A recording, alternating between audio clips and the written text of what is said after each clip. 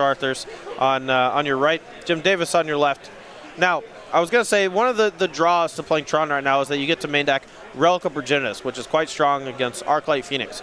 Now, the Mono Red Phoenix deck, however, has some explosive draws that get around those Relics of Progenitus.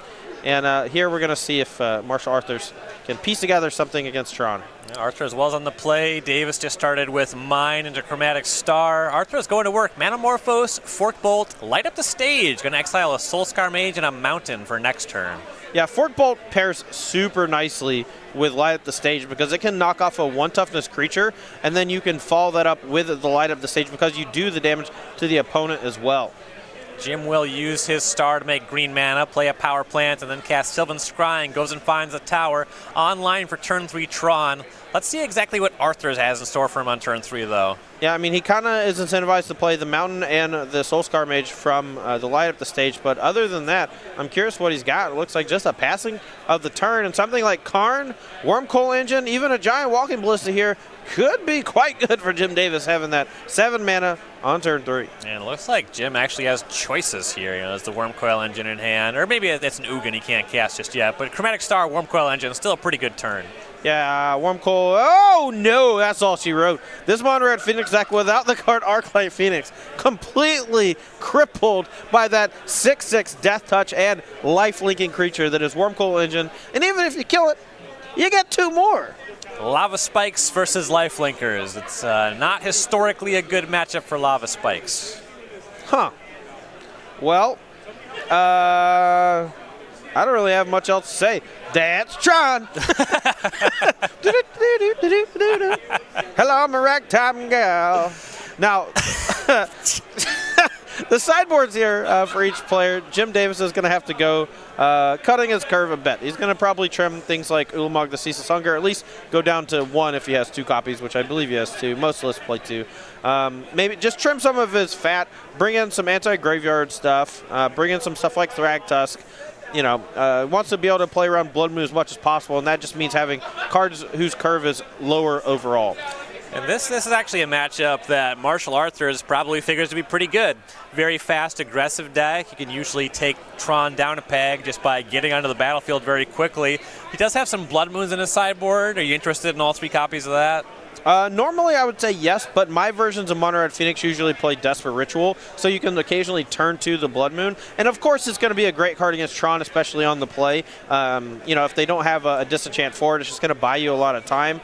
So I'm 100% bringing in no matter what. It is just less effective without those Desperate Rituals. And even if he's able to win Game 2 as Martial Arthurs, he's going to have some trouble in Game 3, even with that Blood Moon on the draw. Here's an interesting element of Arthur's sideboard. Frequently with a Mono Red deck, you see maybe a Smash of Smithereens, maybe an Abrade. You kind of like to have 1 copy of that against Tron, but he's actually just registered 3 Shatter Storms. So I actually covered Martial Arthur's top 8 match from SCGCon Winter last year, where he ultimately lost, I believe, with Mono Red Phoenix to, I want to say, it was either Andrew Jessup or Austin Collins, one of the players on Carclan Ironworks combo, and it was pretty interesting because I saw his sideboard and I recall distinctly it was just 3-3-3-3-3-3, and you don't see that a lot in Modern, but in the decks you do see it in are the decks where there's not a lot of card manipulation, and you don't get to see that many cards in your deck,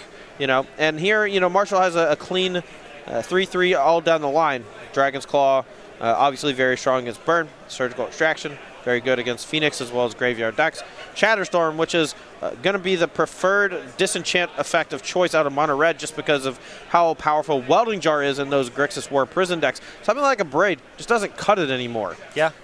And then, of course, 3 copies of Blood Moon, and then 3 Rending Volley, which I'm honestly not the hugest fan of Rending Volley. I like the move away from that and Izzet Phoenix in favor of Flame Slash because of its versatility in other matchups. Sure, yeah, that makes sense. And it also makes sense what you're saying there. You're playing this Light Up the Stage deck. When you find some kind of sideboard card off that, you want it to be the best one every time. Right. I mean, that's certainly true as well. And, you know, when I say this deck doesn't have manipulation, you know, it obviously plays Faithless Looting. It has Manamorphose. It has Light Up the Stage. It has even Tormenting Voice, right? But, you know, the cards that you're usually digging for are very specific. You don't, and also the way your deck is constructed, you don't really have time to just cast them digging for sideboard cards. You need those to be proactive, dealing a lot of damage with your 1-mana creatures. And so having 3 of any given card just means that you're pretty likely to hit it, but you also just get a 5 card sideboard instead of a 4-card sideboard if you play a 4 of any one of them. I played a bit of Mono Red Phoenix when I was trying to figure out, just ways to win on the deck red sheet. And I always just really hated having Tormenting Voice in my modern deck. Martial Arthurs is sticking with it. I kind of thought the Light Up the Stage might be the card that lets you push that out of the deck. But 3 Tormenting Voice there. Still hanging on to that one. The extra discard outlet, he's going to value that pretty highly. All right, looks like both players here are going to go back for a mulligan. Jim taking quite a bit of time to figure out his sideboard plan. This Mono Red Phoenix deck plays similarly to the Izzet Phoenix deck, but doesn't quite have the same vulnerabilities, and Jim trying to compensate for that, maybe trying to lower his curve just a little bit more to interact with those Soulscar Mages and Monastery Swiftspears. Well, here's a difference that it makes sense that you would think about. Against Izzet Phoenix, you probably don't want to do something like Nature's Claim one of your artifacts to gain life. Yeah. That becomes a pretty reasonable line against the Mono Red Villa deck. Oh, that's certainly true. On top of that, something like Dismember is quite good against Izzet Phoenix because Sting the Ice is so important. But in this matchup against the 1-mana creatures, I think Dismember is quite bad. Yeah. So both players did mulligan to 6. Arthur is underway with the Soulscar Mage. Jim Davis is going to play Urza's Mind and Chromatic Star.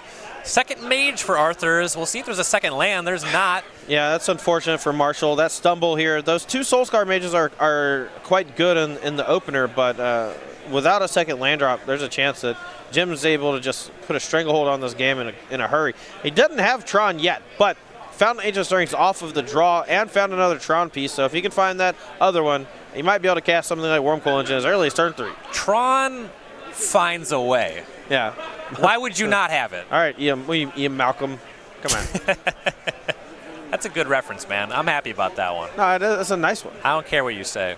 That's fine. So Jim actually has a Graph Digger's Cage here, as well as a Chromatic Sphere, and he's trying to figure out what to play. The safe play is Graph Digger's Cage because if Martial Arthur draws a land, there's a chance he goes Manamorphose into Faithless Looting and blah, blah, blah. He gets back some Phoenixes, and that's pretty bad for Jim because it does a lot of damage. But that Graph Digger's Cage here going to be the play, and with a second Phoenix picked up, those are going to go to the graveyard. An attack for 4 from Marshall's going to put Jim down to 15, but still no second land. Yeah, second Phoenix, good. Against Graph Digger's Cage, not so good. No second land, really bad. Here's Wormcoil Engine. Handshake. Thanks for playing. Yes. Martial Arthur's Sit down, Marshall. 6-2. Jim Davis, 7-1 on Mono Green Tron. Not a deck that's gotten that much discussion. Just comes.